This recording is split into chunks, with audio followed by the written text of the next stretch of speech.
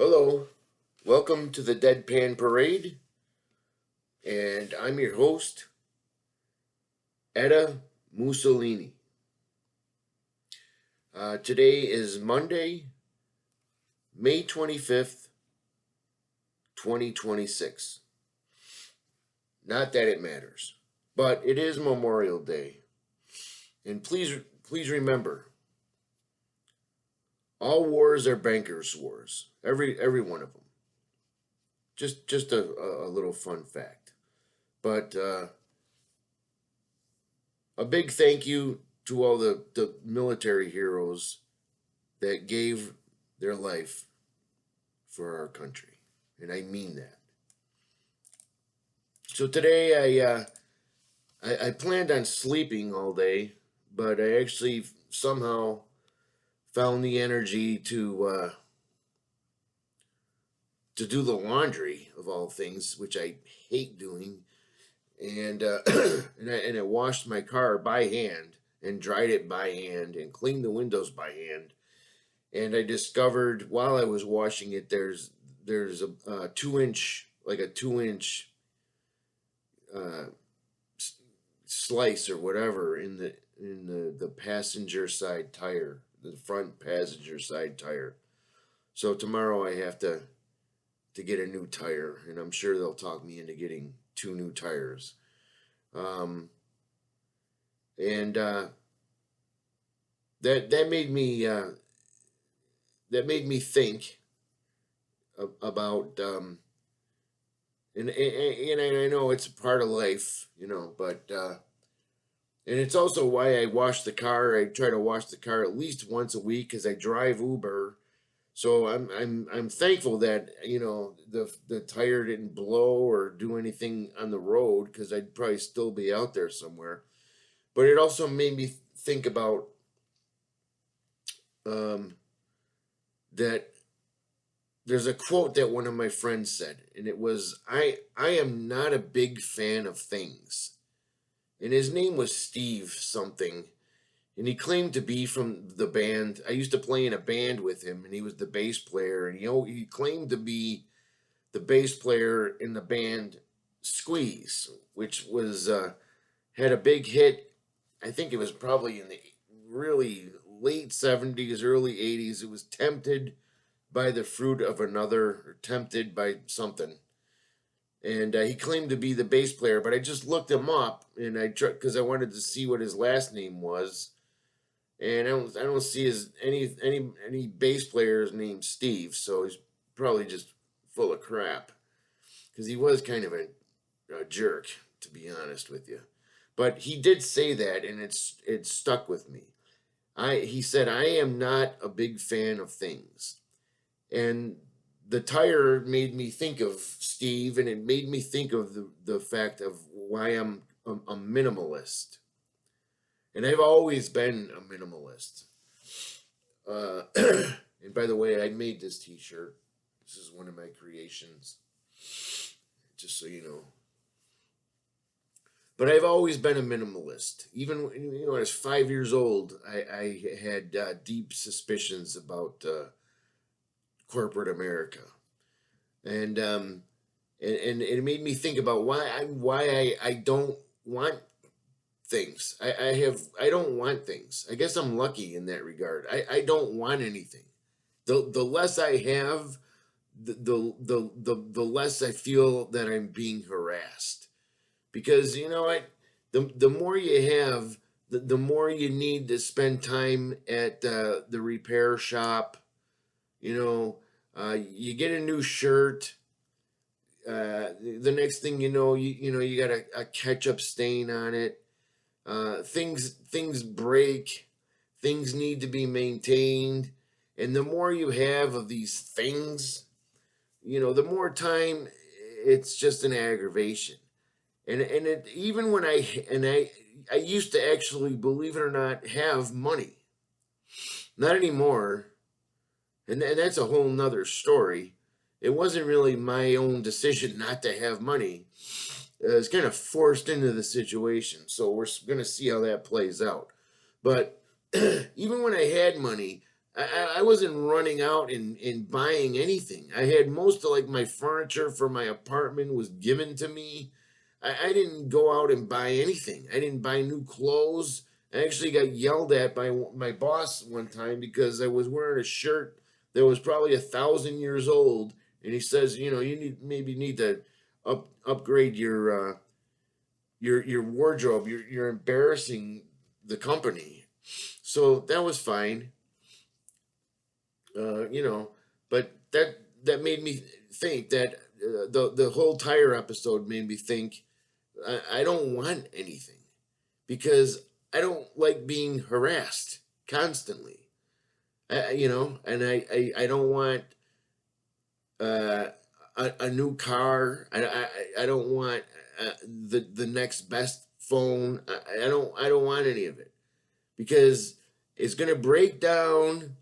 It's gonna need to be constantly maintained, and you know, there's this thing that they also GM invented. It's called planned obsolescence, and they finally figured out after, you know, 100 years. These guys were supposedly geniuses, but it took them long enough to figure it out that, you know, the longer you make things last, the less people are going to have to buy them. So as we move forward and progress in whatever this is, uh, they figured out that if we can, you know, make a refrigerator last 3 years instead of 100, there people are going to have to buy a lot more of them, and that just the whole tire thing just led me into that. But you know, that happening to a tire is understandable, but it's still like it's upsetting, and I'm still kind of pissed off that I have to get a new tire.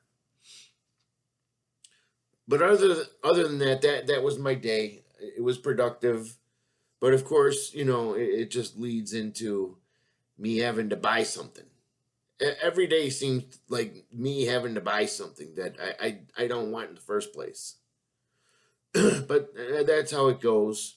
And I do have some more random thoughts, random questions, random fun facts, random, you know, this and that. So I guess here we go. Random thought number one. If Elon Musk is so hell bent on going to Mars, I say let him. But Mr. Musk, please do us all a favor and make sure you stay there. God, I can't stand that. I can't stand the company. I can't stand the idea. I can't stand the devil logo on the car, on the buildings.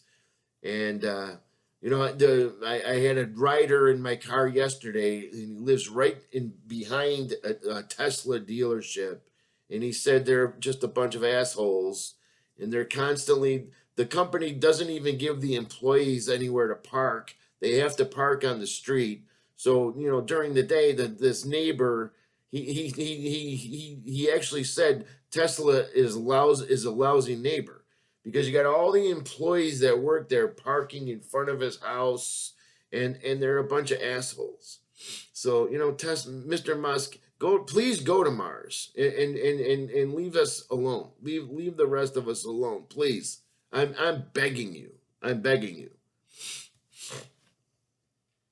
But that's all on on Elon Musk, Mr. Ketamine himself. And this is fun fact number two. Some AI companies apparently employ an in-house philosopher to help instill morality in the AI. I actually read that today because the Pope is going bonkers over the fact that AI is taking God's place.